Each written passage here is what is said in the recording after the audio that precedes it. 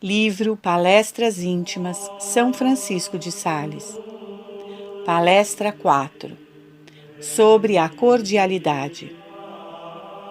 Uma coisa a nossa mãe pergunta, já explicada bastante bem nas nossas regras, isto é, como é que as irmãs se devem amar com amor cordial, sem, no entanto, usarem de familiaridade inconveniente. Deseja ela, creio eu, saber que cordialidade nos está recomendada nas nossas regras. Explicá-lo-emos melhor falando da segunda parte da pergunta, a respeito da moderação das provas da nossa amizade cordial. Em primeiro lugar, para satisfazer o desejo da nossa mãe, é preciso dizer um pouco mais frequentemente o que já está dito em geral nas nossas constituições, isto é, que amor cordial é esse com que as irmãs se devem amar umas às outras. Para o compreender melhor, preciso é saber que a cordialidade não é mais que a essência da verdadeira e sincera amizade, que não pode existir senão entre pessoas racionais, cuja razão alimenta as suas amizades. De outro modo, não seria amizade, mas amor. Os animais amam-se uns aos outros, mas não podem ter amizade por serem irracionais. Têm amor uns aos outros por causa de alguma correspondência natural, e mesmo amam o homem, como o prova todos os dias a experiência, e vários autores escreveram coisas admiráveis a tal respeito, como daquele golfinho que amava tão apaixonadamente uma criança avistada por ele muitas vezes à beira-mar. E tendo essa criança morrido, o golfinho morreu também de desgosto. Isto, porém, não se deve chamar amizade, pois é preciso haver correspondência de amor entre os dois seres que se amam e ser esta amizade contraída pela razão. Digo isto para mostrar como os homens contraem algumas vezes amizades que não têm um fim bom e não se governam pela razão, de modo nenhum merecendo o nome de amizade. Por exemplo, neste tempo de carnaval, encontrareis um bando de jovens doidivanas que se reúnem e juram grande amizade. Hão de chamar-se irmãos e não esquecerão coisa alguma para fazerem acreditar que se amam muito. Mas não é verdade, pois o fundamento desta amizade outro não é, senão o projeto formado de fazerem coisas contrárias à razão, sem a qual não pode haver verdadeira amizade. Além do intermédio da razão, torna-se preciso ainda que haja uma certa correspondência, quer de vocação, quer de pretensão, quer de qualidade, entre os que contraem amizade. Isto é, tanto mais verdade quanto a experiência nolo ensina. Peço-vos, pois, que noteis não haver amizade mais verdadeira e mais forte do que a que existe entre irmãos. Era por isso que os antigos cristãos da igreja primitiva se tratavam todos por irmãos. E vindo depois este primeiro fervor a esfriar entre o comum dos cristãos, instituíram-se ordens religiosas nas quais está mandado que os religiosos se tratem todos por irmãos, como sinal da sincera e verdadeira amizade cordial que têm ou devem ter uns para com os outros. Não se chama amizade o amor dos pais para com os filhos, e reciprocamente, porque não há essa correspondência, mas são diferentes. Sendo o amor dos pais cheio de autoridade e superioridade, e o dos filhos de respeito e de submissão.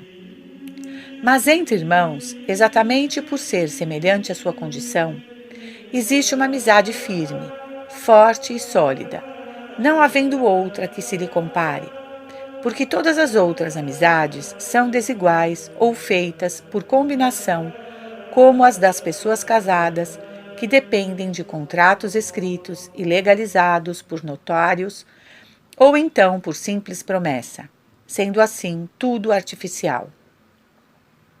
Por isso essas amizades que os mundanos contraem, quer por algum interesse particular, quer por algum motivo frívolo, estão muito em risco de acabar e de se dissolverem. A que existe, porém, entre irmãos é inteiramente diferente, porque não tem artifício, sendo então muito recomendável. Sendo assim, digo, é este o motivo por que os religiosos se tratam por irmãos e têm um amor que merece realmente o nome de amizade, não comum, mas amizade cordial. Dir-me-ei talvez, que quer dizer amizade cordial? É o mesmo que dizer uma amizade com fundamento no coração. Precisamos, pois, saber que o amor tem a sua sede no coração e que nunca poderemos amar demasiado o nosso próximo enquanto não excedermos os limites da razão, contanto que esse amor seja sincero. Mas quanto às provas que dele damos, podemos faltar e exceder, indo além da razão. O glorioso São Bernardo diz que a medida de amar a Deus é amá-lo sem medida, e que não deve haver limite algum no nosso amor, mas deixá-lo estender os seus ramos tanto quanto possível. O que se diz de Deus, diz-se do amor do próximo, uma vez que o amor de Deus guarde a primazia.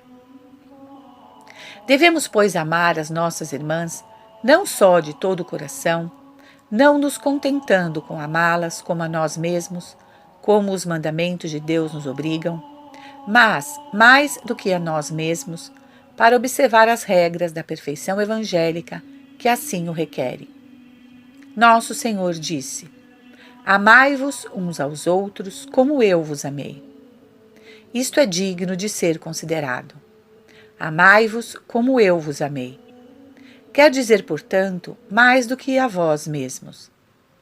E assim como nosso Senhor nos preferiu sempre a si mesmo, e ainda o faz tantas vezes quantas o recebemos no Santíssimo Sacramento, fazendo-se nosso alimento, assim quer que tenhamos tal amor uns os outros, que prefiramos sempre o próximo a nós mesmos.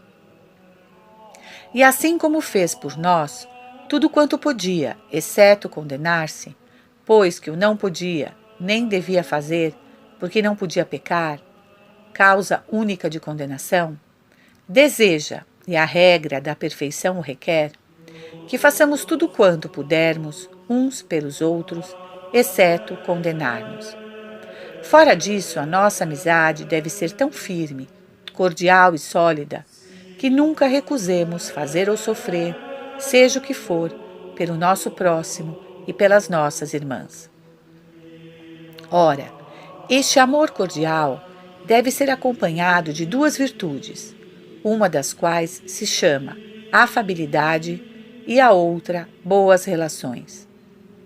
A afabilidade derrama uma certa suavidade nos negócios e comunicações que temos uns com os outros. As boas relações fazem com que sejamos amáveis e agradáveis nos recreios e comunicações de coisas menos importantes que temos com o nosso próximo. Todas as virtudes, como já temos dito, têm dois vícios contrários, que são os extremos da virtude. Como, por exemplo, a liberalidade tem de um lado a prodigalidade e do outro a avareza e mesquinhez. Quando dá mais do que deve, o homem cai no vício da prodigalidade. E pelo contrário, quando não dá quanto poderia dar, torna-se avarento e mesquinho. A virtude da afabilidade está também no meio de dois vícios contrários, o da gravidade ou demasiada seriedade, ou uma demasiada facilidade em acariciar e dizer palavras lisonjeiras. Ora, a virtude de afabilidade consiste no meio termo, tratando carinhosamente segundo a necessidade daqueles com quem conversamos, conversando, contudo, uma gravidade suave, conforme requerem as pessoas e os assuntos de que se trata. Digo que devemos, algumas vezes, acariciar. Digo a sério e não estou a gracejar. Em certas ocasiões, como quando uma irmã está doente ou aflita, e um pouco melancólica, porque isso faz tanto bem. Seria fora de propósito estar tão séria ao pé de uma doente como em outra qualquer parte, não querendo acarinhá-la mais do que se ela estivesse de perfeita saúde.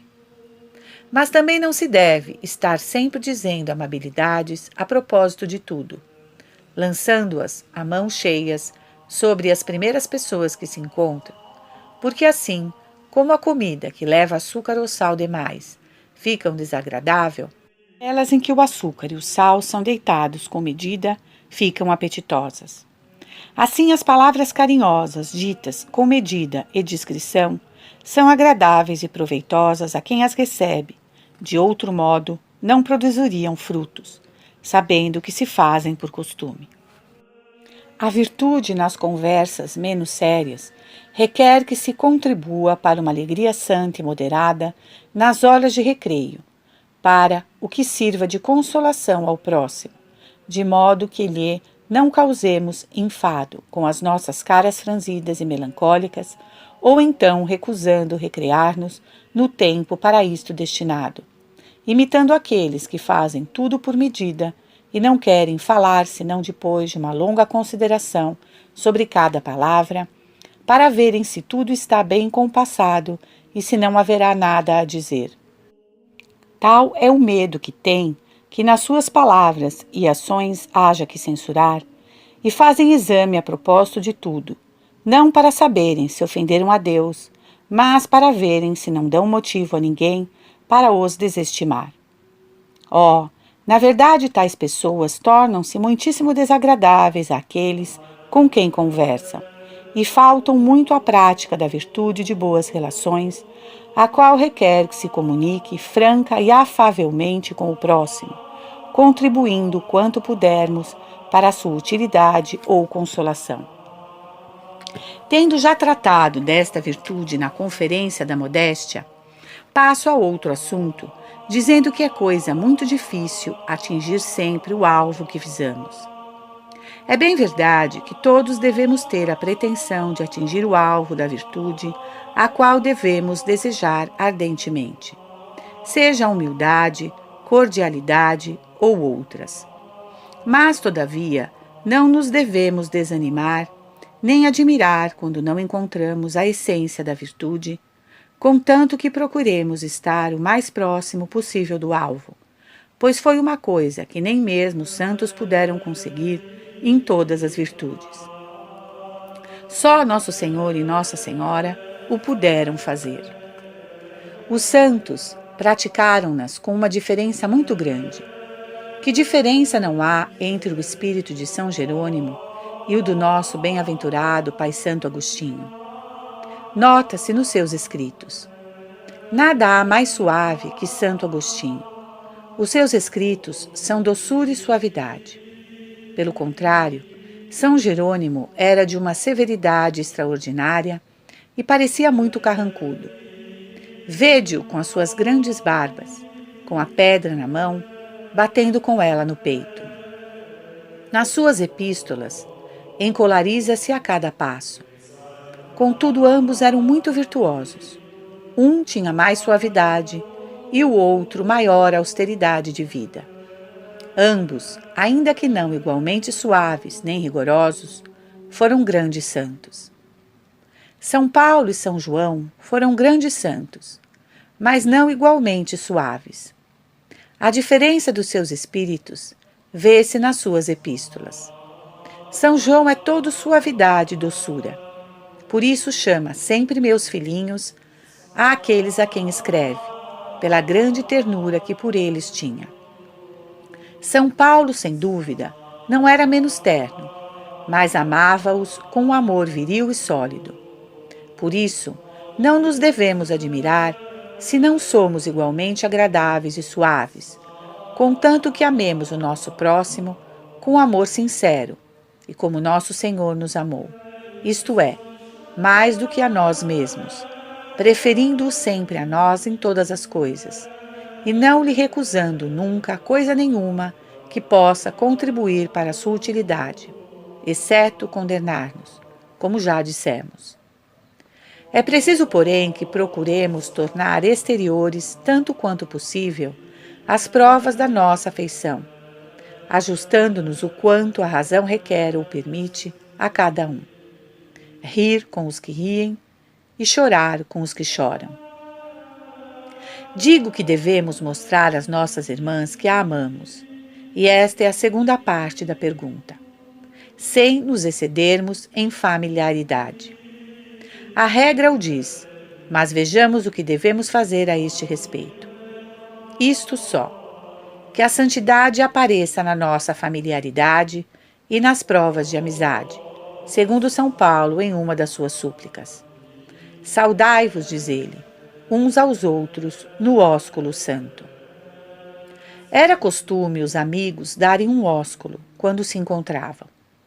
Nosso Senhor usava também esta maneira de saudação para com seus apóstolos, como se vê na traição de Judas, pois ele usou deste artifício para fazer prender Nosso Senhor, dizendo: aquele que eu beijar é ele, prendei-o.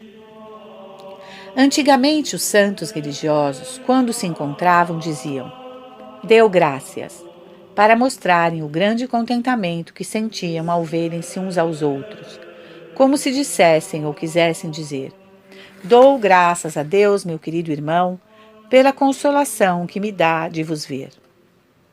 Portanto, minhas queridas filhas, devemos mostrar que amamos as nossas irmãs e que nos comprazemos na sua companhia, contanto que as provas de afeição que lhes damos sejam sempre acompanhadas de santidade, e que Deus não seja ofendido, mas glorificado e louvado. O próprio São Paulo ensina-nos que as nossas afeições devem ser santamente manifestadas, mas que o façamos afetuosamente, dando-nos ele o exemplo. Saudai, diz escrevendo aos Romanos, um tal que bem sabe que o amo de coração, e tal outro que deve estar certo que o amo como meu irmão, e em particular sua mãe, que bem sabe que também considero como minha. Dizeis, minha querida filha, se podeis rir no coro e no refeitório, quando as outras ali riem, porque dizem que sois demasiado séria, ou então porque temeis faltar à cordialidade, se o não fazeis. Respondo que, quanto ao coro, não se deve de maneira nenhuma contribuir para a hilaridade das outras, pois não é lugar para isso. Mas no refeitório, percebendo eu que todas riem, riria com elas. Porém, se houvesse uma dúzia que não risse, eu também não riria. Há sempre uma palavrinha a dizer a respeito das aversões, mesmo sem muito nos determos, pois já em outras ocasiões dissemos que não nos devemos admirar se não rimos com tanta amabilidade como se não a tivéssemos. O mesmo se pode dizer quando estamos indispostas, pois nessas duas ocasiões, contanto que sorríamos um pouco e que não tenhamos a cara franzida quando nos falam, devemos nos dar por contentes, porque quando a paixão está muito agitada, é muito difícil mostrar melhor cara, pelo menos aqueles a quem temos aversão, ou quando o mal é grande. Ora bem, já temos dito isso muitas vezes, e, portanto, basta que saibamos que devemos andar no caminho da perfeição, segundo a parte superior da alma, e não fazer caso das produções da parte inferior. De outro modo, estaríamos em contínua aflição e inquietação de espírito, e não nos adiantaríamos muito. Deixemo-la agitar-se e não sigamos as suas sugestões, fazendo sempre reinar a razão, que quer que nos vençamos em todas as ocasiões para agradar a Deus e observar o ponto das nossas regras, que manda que nos amemos cordialmente. Desejais saber, minha querida filha, se não vos seria permitido mostrar mais afeição a uma irmã que vos parece mais virtuosa? Respondo a isso dizendo que, ainda que sejamos obrigados a amar mais os que são mais virtuosos com amor de complacência, não devemos, todavia, amá-los mais com amor de benevolência, nem testemunhar-lhes mais amizade. E isto por duas razões. A primeira porque nosso Senhor não o fez. Pelo contrário, parece ter mostrado mais afeto aos imperfeitos do que aos perfeitos, pois disse que não tinha vindo para os justos, mas sim para os pecadores. É aqueles que têm mais necessidade de nós que devemos ajudar e testemunhar-lhes mais particularmente o nosso amor. Pois assim mostramos melhor que amamos por caridade, se não lhes preferimos aqueles que nos dão mais consolação do que trabalho. E nisto procede segundo o que a utilidade do próximo querer. Mas fora disso, devemos procurar amar a todos igualmente, pois que nosso Senhor não disse: amai os mais virtuosos, mas indiferentemente, amai-vos uns aos outros, como eu vos amei, sem excluir ninguém, por imperfeito que seja. A segunda razão pela qual não devemos dar mais provas de amizade a uns do que a outros, nem amá-los mais, é não podermos julgar quais são os mais perfeitos e quais têm mais virtude, pois as aparências exteriores enganam, e muitas vezes os que nos parecem mais virtuosos não o são diante de Deus, que é o único que pode julgar. Pode acontecer que uma irmã que vedes cair muitas vezes e cometer muitas imperfeições, seja mais virtuosa e mais agradável a Deus, quer pela grande igualdade que conserva no meio das suas imperfeições, não se deixando perturbar nem inquietar por se ver tão sujeita a cair, ou pelo amor da sua abjeção e da humildade que pratica, e não outra, que tem uma dúzia de virtudes, ou naturais ou adquiridas, mas com menos exercício e trabalho, e por conseguinte, talvez, menos humildade do que a primeira. São Pedro foi escolhido por Nosso Senhor para chefe dos apóstolos, apesar de ser propenso a cometer muitas imperfeições, de modo que as cometia frequentemente, antes de ter recebido o Espírito Santo, porque depois já não falo. Mas como, não obstante esses defeitos, tinha grande ânimo e não se admirava da sua fraqueza. Nosso Senhor fez-o seu sucessor e favoreceu-o mais do que a todos os outros, de modo que ninguém teria tido razão de dizer que ele não merecia ser tão amado como São João ou os outros apóstolos, nem que não era tão virtuoso e agradável a Deus. A afeição que temos às nossas irmãs deve ser o mais igual possível, tanto pela primeira como pela segunda razão que explicamos. Todas devem saber que amamos com este amor de coração, e por isso não é necessário usar tantas palavras, que as amamos ternamente, que sentimos uma certa inclinação em as amar em particular. Que sei eu? Ou coisas semelhantes, pois por sentirmos mais inclinação por uma do que pelas outras, não é o nosso amor para com elas mais perfeito. Pelo contrário, será talvez mais sujeito a esfriar a menor coisa que ela nos faça. Se é verdade que sentimos inclinação a amar uma mais do que a outra, não nos devemos entreter em pensar nisso, e muito menos em dizê-lo, pois não devemos amar por inclinação, mas sim amar o nosso próximo, ou porque é virtuoso, ou pela esperança que temos que o há de vir a ser. Ora, para mostrar bem que o amamos afetuosamente, é necessário buscar-lhe todo o bem que pudermos, tanto para a alma como para o corpo, orando por ele e servindo-o cordialmente quando a ocasião se apresentar. Porque a amizade que se limita a belas palavras não é grande coisa, e isso não é amarmos-nos como nosso Senhor nos amou, pois ele não se contentou em assegurar-nos que nos amava, mas foi além, fazendo o que fez para nos mostrar o seu amor. É preciso que eu diga ainda isto, que ao amor cordial está ligado uma virtude que é o seu prolongamento, uma confiança infantil. As crianças, quando têm uma pena ou outra qualquer coisa que acham bonita, não descansam enquanto não encontram todos os seus companheiros para lhe a mostrar e fazer com que tomem parte na sua alegria.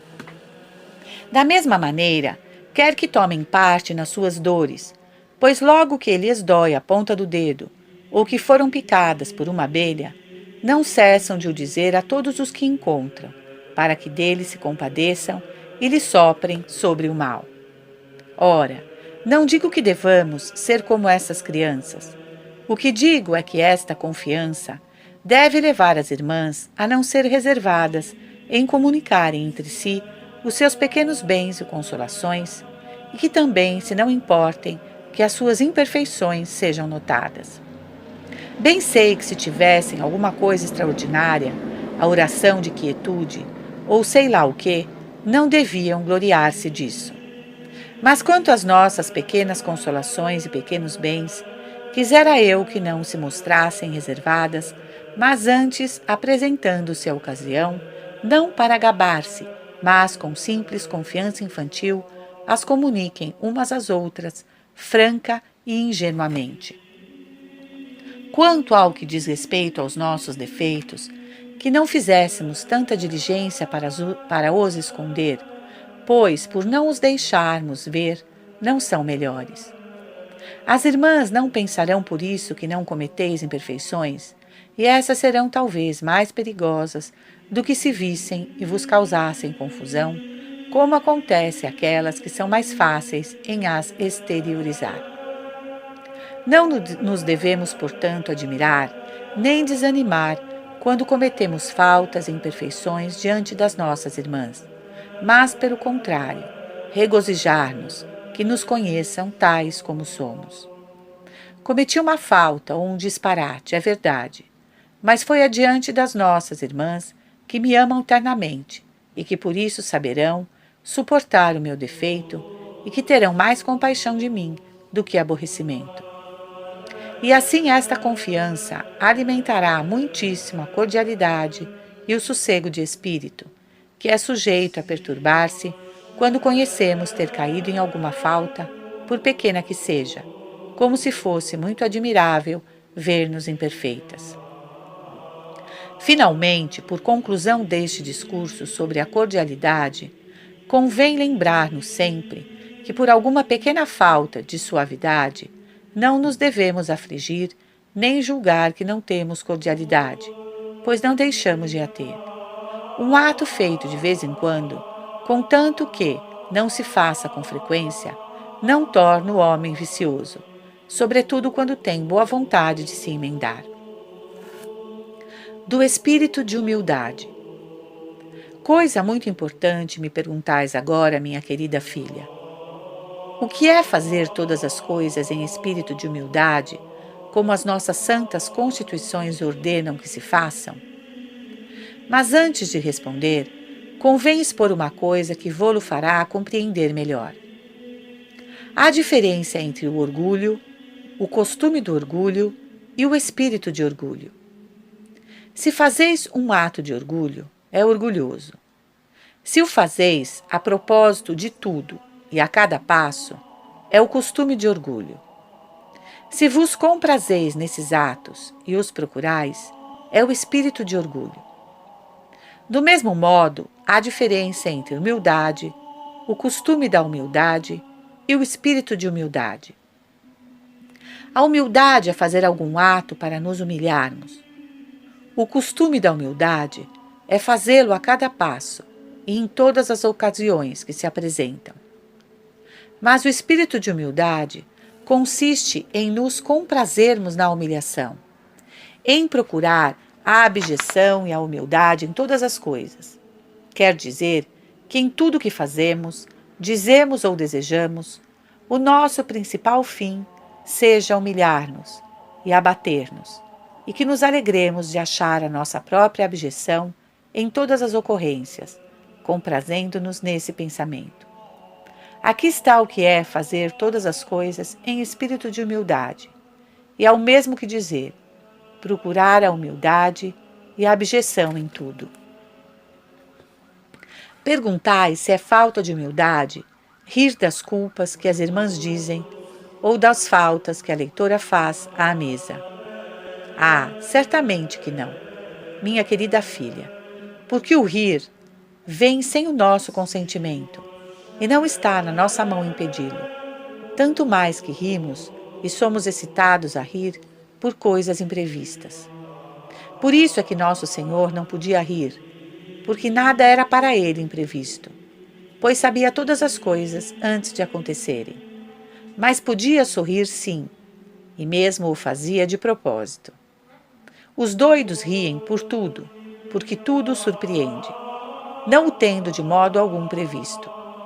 Porém, os que têm juízo não são tão fáceis em rir, porque se servem mais da consideração que faz prever as coisas que nos devem acontecer. Ora, sendo assim, rir não é contra a humildade, contanto que não passemos adiante, entretendo-nos conosco mesmo ou com outrem, do assunto que nos moveu a rir. Isto não se deve fazer, sobretudo quando se trata de imperfeição do próximo. Então seria contrário à pergunta que me fizestes, isto é, o que se deve fazer para conservar ou conceber uma boa estima do próximo, a qual se não pode conceber nem conservar senão pela fidelidade em notar as suas virtudes e não as suas imperfeições. Pois enquanto não temos este cargo, não devemos olhar para elas, nem tampouco determos-nos a considerá-las. A caridade, diz o Santo Apóstolo, foge do mal. Devemos sempre interpretar o melhor possível o que vemos fazer o nosso próximo, porque mesmo uma simples suspeita temos de afastar completamente do nosso espírito. Quero dizer, nas coisas duvidosas, devemos persuadir-nos que o que vimos não é mal, mas que na nossa imperfeição é que nos causa tais pensamentos, a fim de evitar os juízos temerários sobre as ações de outrem, que é um mal muito perigoso e que devemos detestar muitíssimo. O exemplo de São José a este respeito é deveras encantador. Via que Nossa Senhora ia ser mãe. Contudo, nunca a quis julgar, mas deixou o juízo a Deus.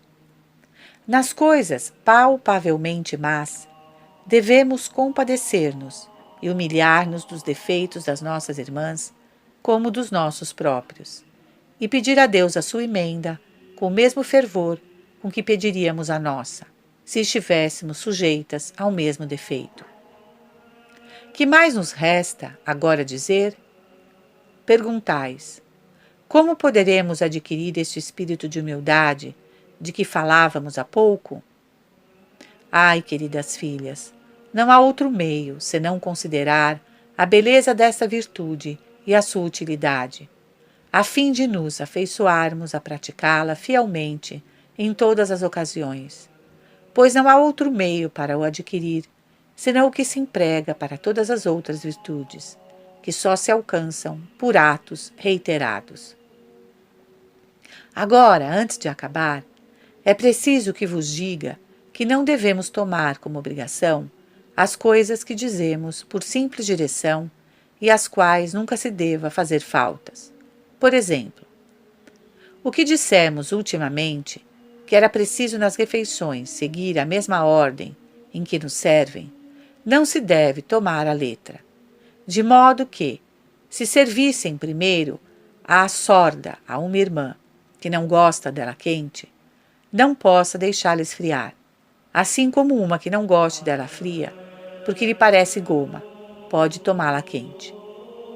Não nos queixemos do nosso pai dizendo: ele disse isto, disse aquilo, porque o pobre pai não quer que queimeis a língua, apesar de continuardes a fazê-lo.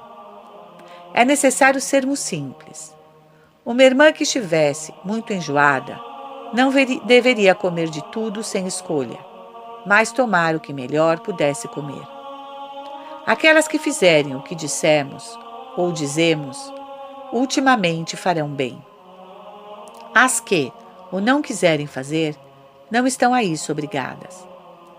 O mesmo se diga sobre o que eu expus a respeito de devermos fazer com que o nosso amor seja tão igual para com as irmãs, que amemos tanto umas como as outras.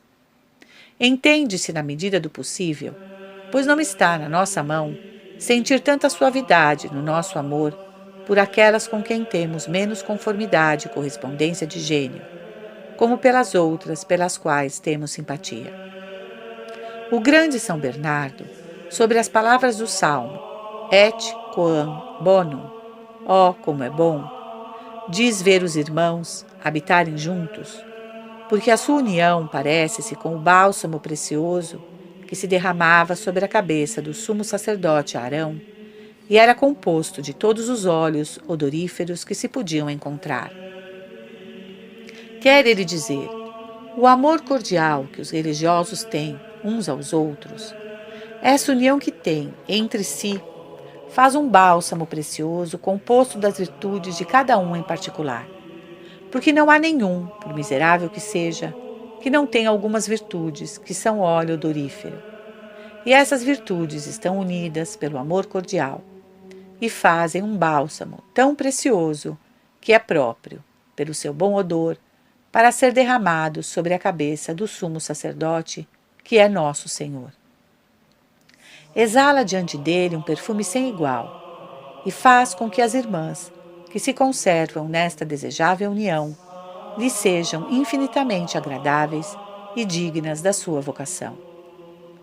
Seja tudo para louvor e glória de Jesus Cristo, da bem-aventurada Virgem Maria e do glorioso São José.